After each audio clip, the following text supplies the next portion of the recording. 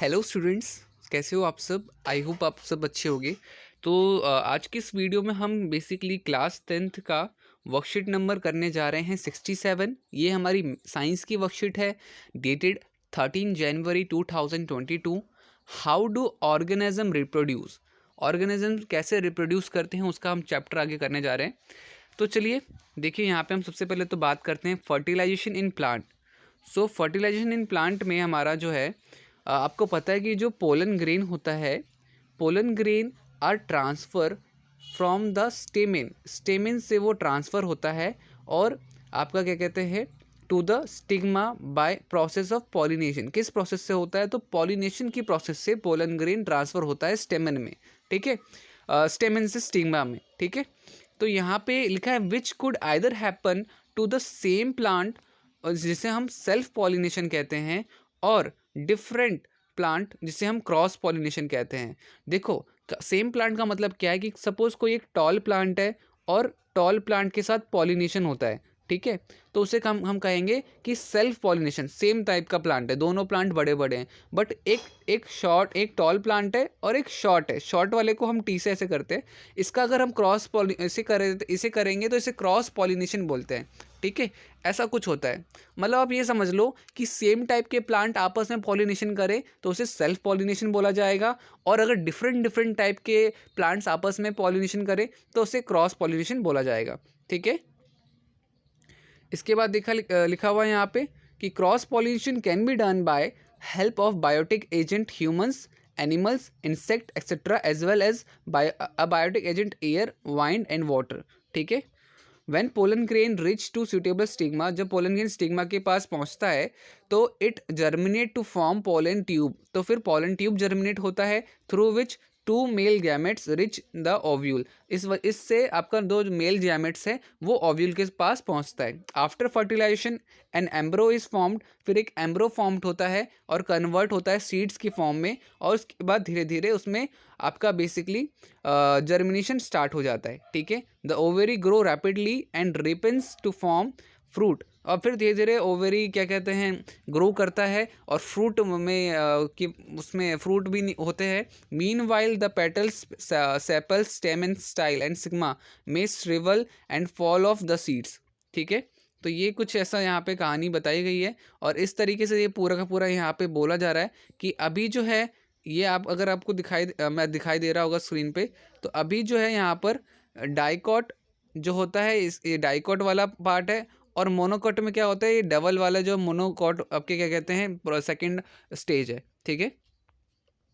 तो गाइज यहाँ पर हमने इसके बारे में तो बात कर ली है कि कंटेन द फ्यूचर प्लांट, जो सीड्स होते हैं उसमें फ्यूचर प्लांट कंटेन होता है। डेवलपिंग इट नो seed seedling under favourable condition, process germination, ठीक है, और इस प्रोसेस को जर्मिनेशन कहते हैं।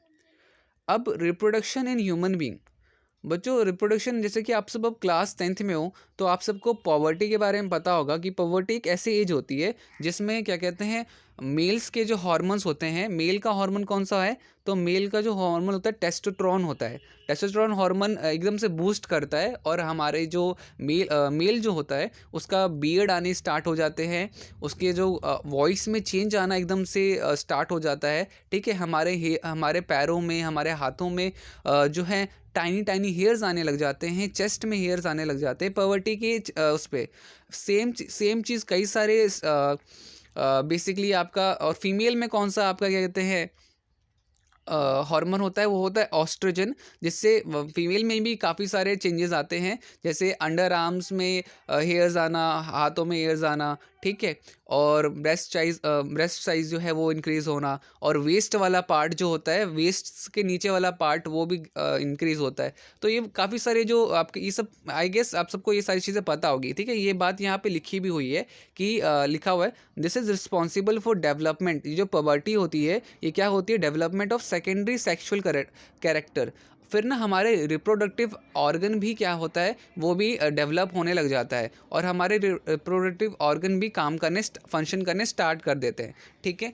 तो जैसे यहाँ पे लिखा हुआ है कि like growth of public hair and attachment of sexual maturity of reproductive organ, some secondary characters are different in males and females. मैंने आपको बताया था जैसे कि डेवलपमेंट इन मेमोरी ग्लैंड, मतलब कि ब्रेस्ट और high pitch voice, body shape, menstruation whereas in males, harsh voice etcetera. तो यस, तो गर्ल्स को जो है मेंस्ट्रुएशन भी होने लग जाता है। तो ये सारी चीज़ें आपको पता होनी चाहिए। अब मैं आपको एक बात बता देता हूँ कि मेल गैमेट्स किसे कहते हैं। मेल गैमेट क्या होता है, तो मैं आपको यहाँ पे थोड़ा सा रेड कलर ले लेता हूँ।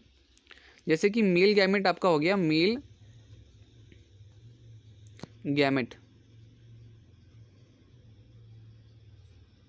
वो होता है स्पर्म, ठीक है। वो क्या होता है, वो होता है स्पर्म मेल का। और फीमेल गैमेट्स क्या होते हैं,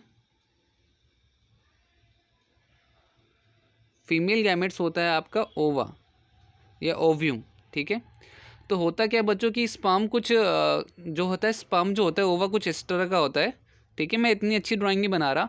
और स्पर्म जो होता है कुछ इस तरह से होता है, जो कि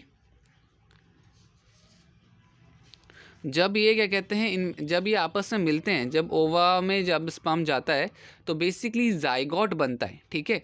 फर्टिलाइजेशन हो जाता है और जाइगोट बनता है। वही चीज़ यहाँ पे बोली जा रही है कि ड्यूरिंग रिप्रोडक्टिव एज, या फिर आपको मैं बता दूं कि ये जो गैमेट्स बनते हैं इनको हम जाइगोट बोलते हैं, ठीक है।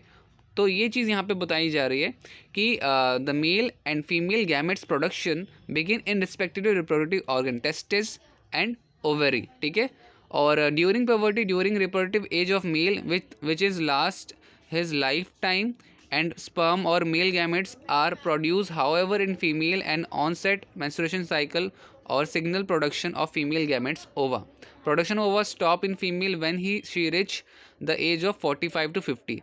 तो 50 साल की एज के बाद फिर ओवा की प्रोडक्शन क्या कहते हैं, रुक जाती है। तो यहाँ पे बेसिकली देखो हमने सारी की सारी चीज़ें यहाँ पे बात कर ली है। अब आपको कुछ क्वेश्चंस करने हैं, तो यहाँ पे चलिए स्टार्ट करते हैं बच्चों, ठीक है। तो सबसे पहला जो बच्चों क्वेश्चन है, लिखा हुआ है कि question first, what are secondary sex character in human males and females. तो यहाँ पे बहुत ही सिंपल सा आंसर होगा इसका, यहाँ पे आपका, तो आपका आंसर ये होगा बच्चों, ये वाला पार्ट, ठीक है। मैं आपको इसको मार्क कर देता हूँ, यहाँ से सेकेंडरी से लेकर के ये, ठीक है। सेकेंडरी सेक्स कैरेक्टर, ये आपको पूरा का पूरा लिखना होगा बच्चों, ठीक है।